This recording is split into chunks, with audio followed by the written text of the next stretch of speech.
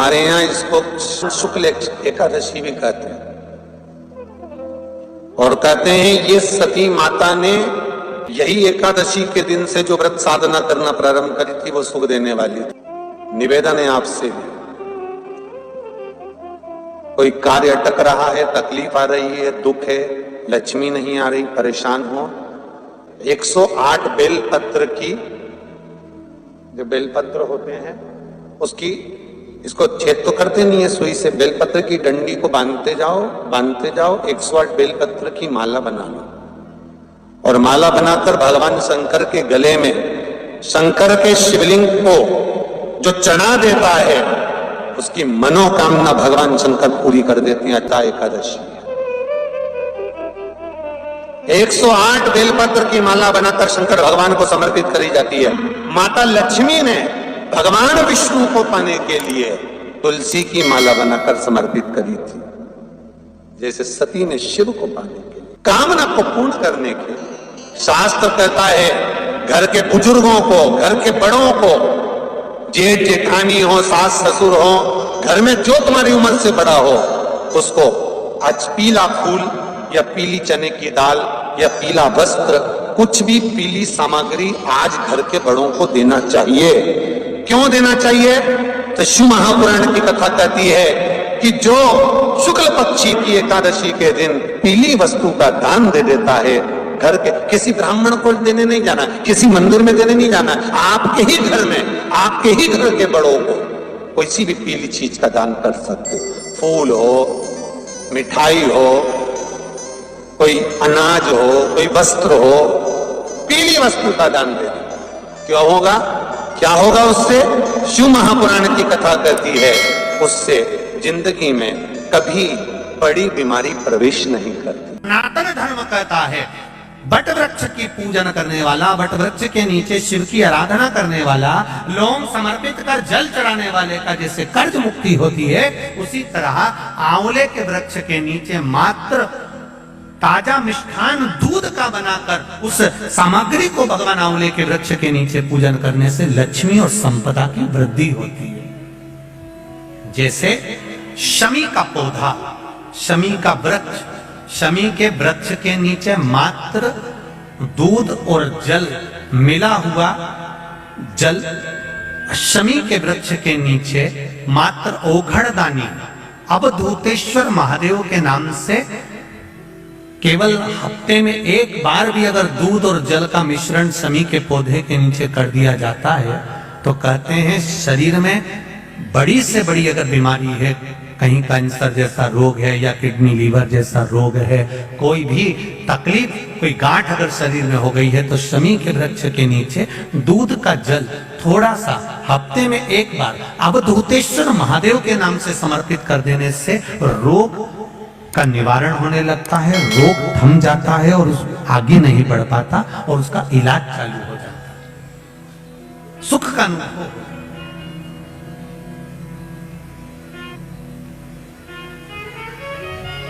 बस एक बात का स्मरण रहे, आप आंवले के वृक्ष के नीचे अगर कोई भोग लगाया गया है पा सकते हैं, पीपल के वृक्ष के नीचे कोई भोग लगाया है पा सकते हैं, बट वृक्ष के नीचे कोई भोग लगाया गया है पा सकते हैं। जिस वृक्ष के नीचे भोग लगाओगे पालोगे, पर शमी वृक्ष के नीचे का जो भोग लगाया गया है वो नहीं पाया जाता। शमी वृक्ष का जो प्रसाद है वो आपको वहीं छोड़ना पड़ता है। शमी वृक्ष का प्रसाद वहीं छोड़।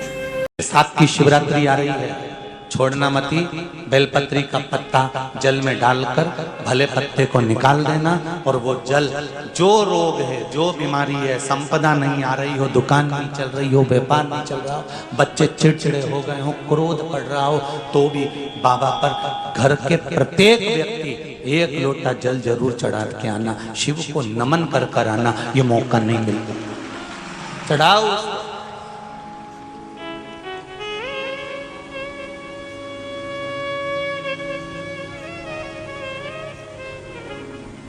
बैसाख के महीने में एक पकवान बनता है शंकर जी का,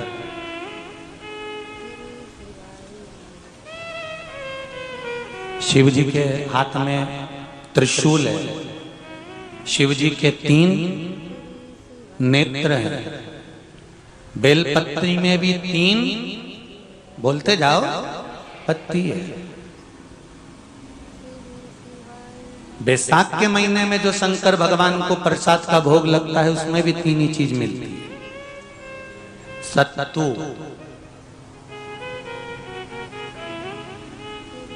कोई दूसरे महीने में बनता है? जम के तो बोलो नहीं। कब बनता है? यही बैसाख के महीने में। चने की दाल, गेहूं और जौ, इन तीनों को गलाकर सेक कर जो सत्तू तैयार होता है, इसी बैसाख के महीने में परशुराम जयंती के दिन या अमावस्या के दिन या पूर्णिमा के दिन शंकर भगवान को समर्पित होता है और भगवान विष्णु को समर्पित होता है। दुनिया के लोग कहते क्या होता है सत्तू से? सास अपनी बहू से कहती है बेटा सत्तू बना ले, थोड़ा सा सत्तू बाजार से ले आना, 10 रुपए का खरीद कर ले आना। आज सत्तू, आज अपन पूजन करेंगे सत्तू की, अक्षय तृतीया है, थोड़ा सा पूज देंगे, थोड़ा सा भगवान को भोग लगा देंगे, सत्तू का लड्डू बना लेंगे। बोलो री जी, सही है कि गलत है? बाजार में भी सत्तू मिलता है तो बच्चे कहते हैं, बहुएं कहती हैं कौन खाएगा, काय को ला रहे हो, सत्तू का क्या काम है? पर शिव महापुराण की कथा कहती है, स्कंद पुराण की कथा कहती है, जिस समय पर बैसाख के महीने की सुंदर अमावस्या का दिन था, उस दिन माता पार्वती शंकर भगवान के लिए जब पकवान बनाने के लिए बैठी, कुछ नहीं मिला, तब माता पार्वती ने 3 अनाज को लिया, एक चना, दूसरा गेहूं और तीसरा जो। इन तीनों को भींग रहे थे, उसको लेकर आए गंगा जी में से, उसको सेक कर माता ने अंगीठी पर और उसका जो सत्तू बनाकर शिव को दिया। शंकर भगवान ने कह दिया, सुन पार्वती, ये सत्तू नहीं, ये मेरी औषधि है। बैसाख के महीने में जो खाएगा वो जिंदगी भर रोएगा नहीं, शरीर से स्वस्थ हो। अब उसको बैसाख के महीने में पियो बेल। बेल मतलब समझ गए? बेल का रस। बैसाख के महीने में पियो बेल और शरीर को रखो ऑलिव बेल। पियो।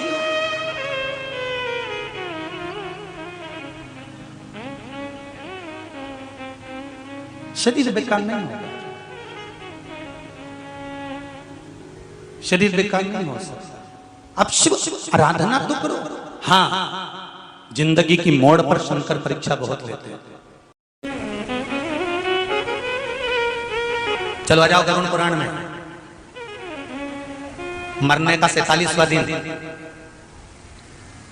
जब मरेंगे तब गरुड़ पुराण बचेगी, पहले ही सुन लो। और जिसके पास में गरुड़ पुराण नहीं हो तो पंडित जी से मंगवा कर फिर पढ़ के देख लेना।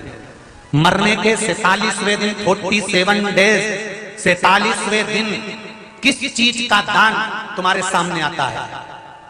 मरने के 47वें दिन। 10 दिन तक तो जीवात्मा घर की अटारी करे थी, मरने के बाद 12वें के दिन चली जाती है। उसके बाद में जब 47वां दिन आता है तो 47वें दिन जीवात्मा को क्या दान करा जाता है? व्यक्ति ने क्या पुण्य करा होता है कि उसको नरक नहीं भोगना पड़ता, बेतरणी नहीं भोगना पड़ती, वो सीधे बेतरणी से पार उतर जाता है। वो किस चीज का दान है? तो कहा शिव महापुराण में, गरुड़ पुराण में, कि वो सत्तू का दान है जो बैसाख महीने में करा जाता है। सत्तू का दान 3 चीजों से मिलकर बनता है। जौ, बोलते जाओ जल्दी, गेहूं, चना, ये 3 चीज से मिलकर बनता है। इसमें जो बारीक बारीक कण होते हैं, जितने जितने 3 चीज के मिले हुए बारीक बारीक कण होते हैं, ये जब दान किया जाता है सत्तू का, तब ये बेतरणी तरने के लिए 47वें दिन इस जीवात्मा ने अगर सत्तू का दान करा होता है या सत्तू का सेवन बैसाख के महीने में करा होता है तो उसको बेतरणी नहीं भोगना पड़ती, डायरेक्ट सीधे रतलाम उज्जैन से डायरेक्ट। किस किस क्या बनता है सत्तू? मैंने भी तो ये पूछा किस किस क्या बनता है। मैं अभी थोड़ी ना कि अभी बन गया। बैसाख में बनता तो होगा। पहले गांव के लोग तीरथ करने जाते थे। गांव का लोग जब तीरथ करने जाता था, कोई सामान नहीं ले जाता, सत्तू बांधी पोटली में धरा यूं और पानी में घोलिया और नमक डालिया या शक्कर या गुड़ घोल के और पी के वही चले। आज के अब जब सैनिक युद्ध करने जाता है, थक जाता है, बहुत थकान हो जाती है, जब उससे देखा जाता है तो सैनिक का जो कमांडर होता है वो सत्तू मंगवाता है और गिलास में घोल घोल कर पूरी सेना को पिलवाकर फिर युद्ध में उतार देता है। फिर युद्ध में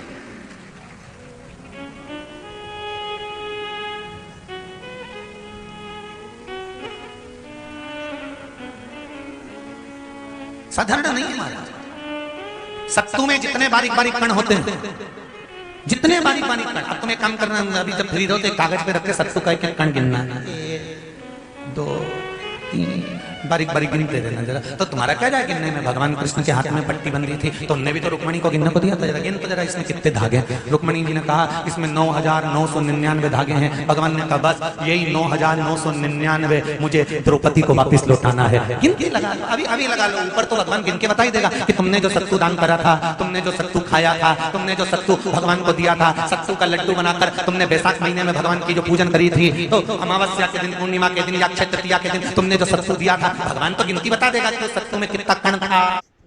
सत्तू दिया था, भगवान तो गिनती बता देगा कि उस सत्तू में कितना कण था। और अगर नहीं बताए तो तुम आंदोलन पे बैठ जाओगे। क्या मैं बताओ पहले हमने कितना सत्तू दिया था, उसमें कितने कण थे, बताना पड़ो।